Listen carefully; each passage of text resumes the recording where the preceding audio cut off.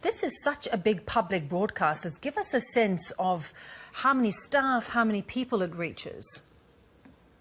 Beverly, this is a network that has about 11 million employees.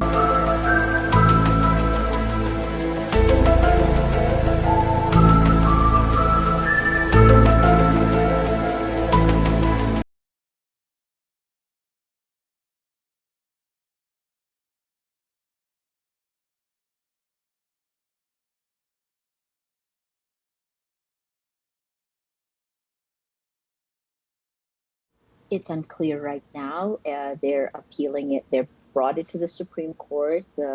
This is a Supreme Court that's largely dominated by the appointees of President Duterte. And as you know, we've certainly covered this gradual erosion of freedoms and the attacks against press freedom in the Philippines starting from 4 years ago. This is something President Duterte, the particular attack on ABS-CBN, President Duterte said he would not renew the franchise. That's exactly what's happened. And now you have a small administrative body that's essentially taken away the franchise. So it is a death knell of press freedom. This is such a big public broadcast. Give us a sense of how many staff, how many people it reaches. Beverly, this is a network that has employees. When I was heading the news group, it had a market cap of about 450 million US dollars. It essentially is the zeitgeist of the Philippines, right? It's a multi-platform, multimedia, the largest broadcaster.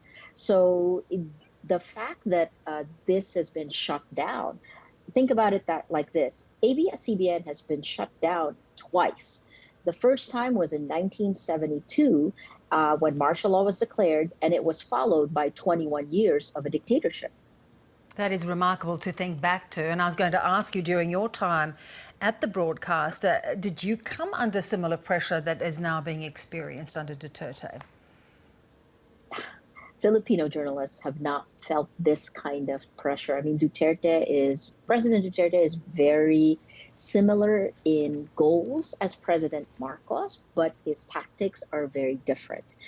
He uses a kind of legalese arrow, right? He twists the law, and the man who normally pushes it forward is the Office of the Solicitor General. The tactics used against ABS-CBN are very similar to what's been done to Rappler, right? Small regulatory body, you have legal cases, there is a veneer of legality, and yet in the end, it is a blow to press freedom. You believe there's going to be a big public backlash. Will it be enough to save the broadcaster, do you think? It's unclear right now, right? And that's part of the problem.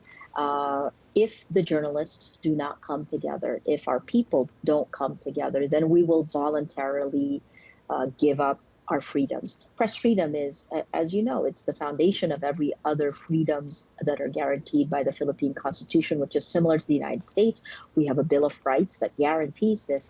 I think the other problem is that the context, right? I said the last time ABS-CBN went dark was in 1972. Curfews, barricades. Well, here we are again. Those curfews are there, the barricades are there, the checkpoints are there, but it's for a completely different reason. It's because we're facing a pandemic and we're literally locked down. Beverly, this is near the end of week 8 of a lockdown in Manila. So it's very difficult for people to come together. And that would be what would have happened normally. This is a network that's called the Star Network, right? And the artists and the stars would be out on the streets. And to that point about this pandemic, as you say, you're in the middle of it, it is so critical that there is free information around what is going on, the decisions that are being made by government. How will the closure of a broadcaster this size impact the ability to fight the spread of coronavirus? Well, you know that Rappler has done all of these stories on the propaganda machine, the Duterte propaganda machine, where they've essentially taken over the social media landscape with half lies laced with anger and hate that manipulate public opinion. In the time of the coronavirus, this disinformation has actually gone down, right? Because so many more Filipinos are at home on social media calling it out. But when you take out the traditional news groups, as you know, during this time, there's been a flight to quality. News groups have seen tremendous traffic, right? You take down the largest, you even the playing field again towards social media. And frankly, ABS-CBN is reaches parts of the Philippines that through its radio network that only social media would be the option. So this is a battle for what the facts are, and now it's been skewed away from facts. Such a distressing time at, as you say, this point in the pandemic. Maria, as always, we know you continue to battle the same issues at Rappler. Thanks so much for joining us.